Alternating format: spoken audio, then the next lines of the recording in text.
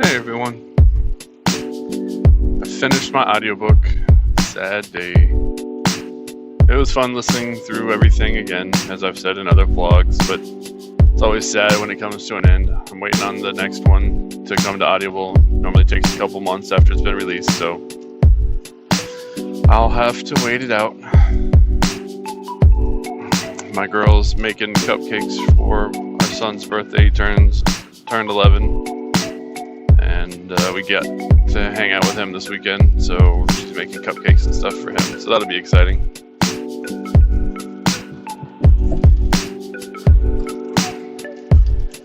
My mother leaves on Sunday.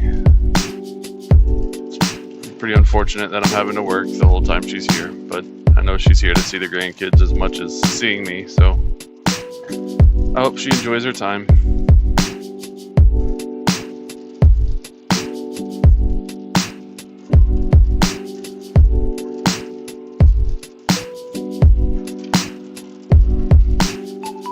Hopefully I won't get any headaches tonight, and I'll actually be able to do some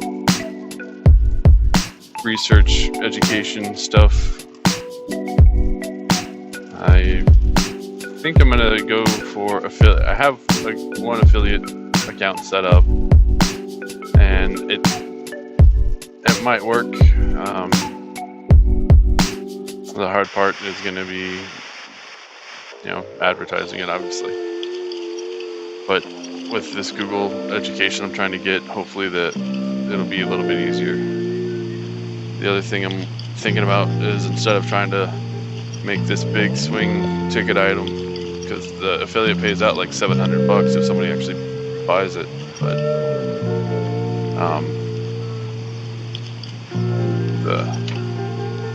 the idea of such a big ticket item intimidates me, but that's just because I don't have the kind of money to buy these things. But I'm thinking if I go with a smaller program and hopefully has monthly reoccurring, so every time they pay for it, I'll get a percentage of it.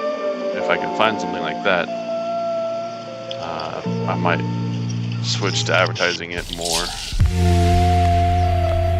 hoping that over time I'll accrue more people buying and subscribing reoccurring, and make money that way. Based on what I've learned so far about these ads, they want you to give it a month at least, if not 3 months, to see how these ad campaigns pay out, or paying out rather, not pay out, but make sure they paying out, because it's a automated learning for the ad. They go through and try different phrases and different arrangements of the words. So they go through this whole scheme of things, running your ads, trying to see what generates more clicks. So it takes a lot of work off of you as the ad creator, because they kind of, they just do the testing for you. Whereas in the days of old, that was everything that you had to do. You'd run a title a couple different ways and see if anybody clicked more, bought more, whatever from there, and you just maneuvered through that over and over and over. I don't know if I'm going to set up a landing page at first. I know I'm missing out because it's part of capturing emails, but I don't have money for web hosting or anything like that. On top of trying to do ads, I don't have that kind of disposable income, so I really need to pick and choose carefully right now, and hopefully what I do decide on will generate enough money. Obviously not initially, although that'd be fantastic. Hopefully it'll just generate enough slowly that I can afford to run another ad campaign, or maybe actually get a landing page, or who knows.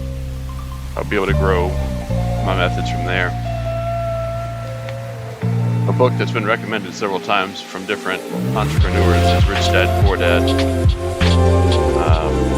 I still haven't read it or listened to it, but I feel like it's something I should do. I think that there are parts of it that will be beneficial just based on the amount of people that recommend it.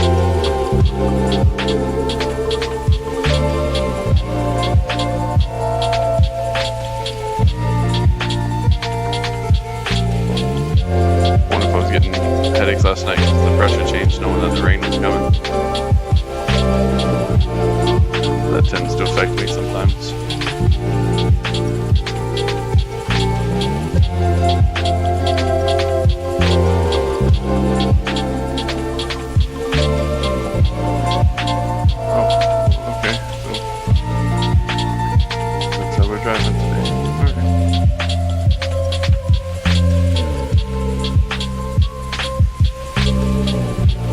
I kind of want to figure out how to shape my message or my closing thoughts like I did last night, this morning, whatever, for community and love. I think that might be the most important thing to have.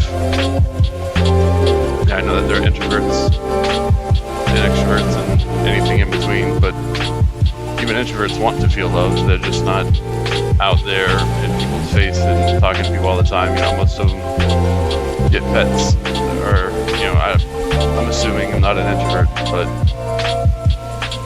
I feel like there's still that desire to feel a connection and to feel loved and to feel valuable and valued and cared for, cared about.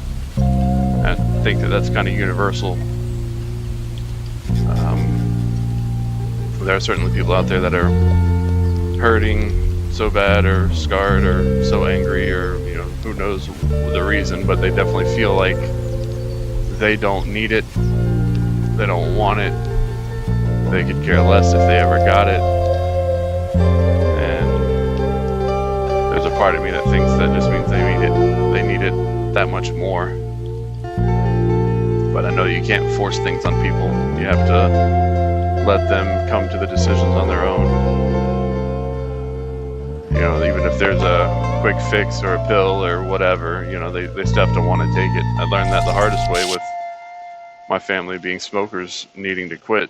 You know, they hated smoking, they hated spending the money, they hated the way it made them feel, and out of breath and coughing and all that other fun stuff associated. All that other fun stuff associated with smoking cigarettes, and yet they still couldn't bring themselves to quit.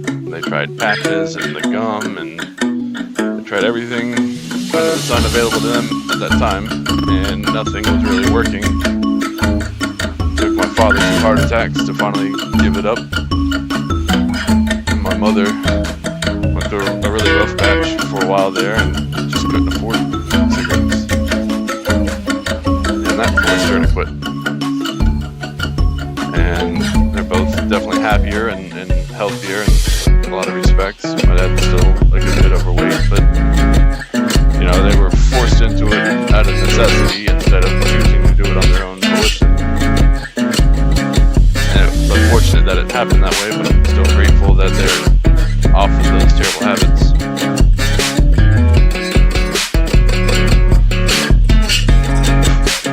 You know, I needed to change my diet and flip everything around.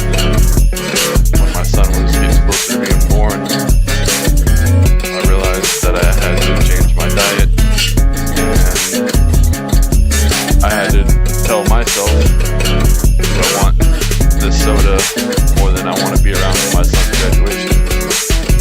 Do I want to eat all these, chocolate cakes or whatever more than I want to be able to walk my daughter down the aisle?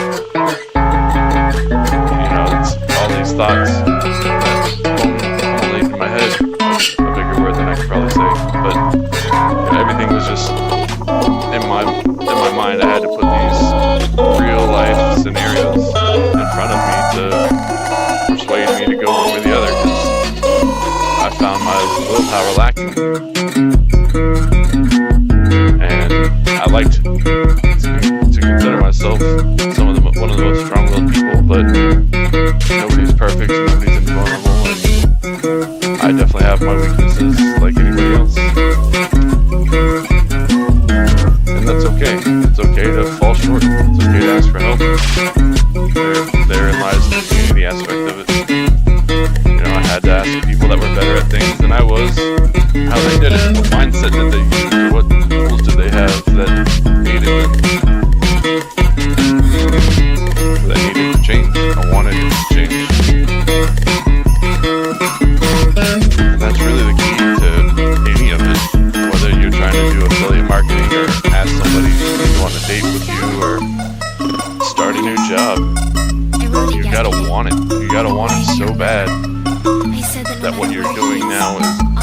acceptable to continue doing it that way any longer. And once you reach that point in your mindset, it becomes so much easier to put the next step forward. You realize, like, this is not it for me. This is not what I want in life. And the only way I'm going to do better or get something different is if I do something different. And then you'll start taking the next steps to accomplish those goals. But you gotta want it. It's gotta be in your soul. It's not a whimsical thing. You know, if it's whimsical, you're gonna fail. You might succeed for a month or 2 months or something like that. But more often than not, if it's not in your soul, if it's not a part of like your daily mantra, you're more than likely gonna revert back to your old habits that you don't want to be doing. The reason that you started whatever new thing it was in the first place, you'll end up going back to it.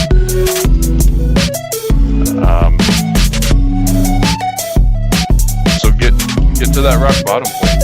You know, I wouldn't advise that with anything that would potentially kill you. I guess anything could really kill you, but you just gotta reach that point where you want it bad enough, where you're ready for the change bad enough, and then you'll really make an effort, an honest effort, to get there. And it's important to have people that support you, that care about you, and that want to see you do well. And you let them know your goals. Once you've made your mind up that this is going to happen, it's good to have a team. It makes it easier on the tough days. And they're all tough days. You know, if it was easy, anybody would do it. If it was simple, anybody would figure it out. The people that succeed are the ones that persevere through the tough times, the ones that have the right help, whether it's monetarily or emotional or whatever, the ones that have the right help, the ones that persevere will succeed. When it gets too difficult and you quit, you know, you're going to be stuck with what you got. You'll always be wanting more, but never wanting to put forth the effort to change. And that's the unfortunate thing. So if there's something that you've been wanting to do for a long time, write a list. Give yourself some pros and cons. Find out what you're afraid of. Find out why it's acceptable to not keep doing what you're doing. It's okay to change. It's okay to do something different if you're tired of what you're getting right now.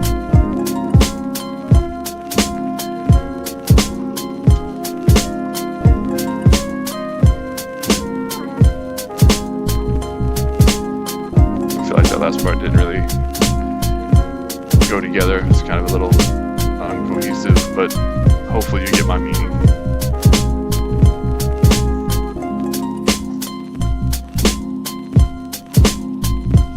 Be brave, guys. Thanks for joining me on my way to work. Hopefully we get some education done tonight.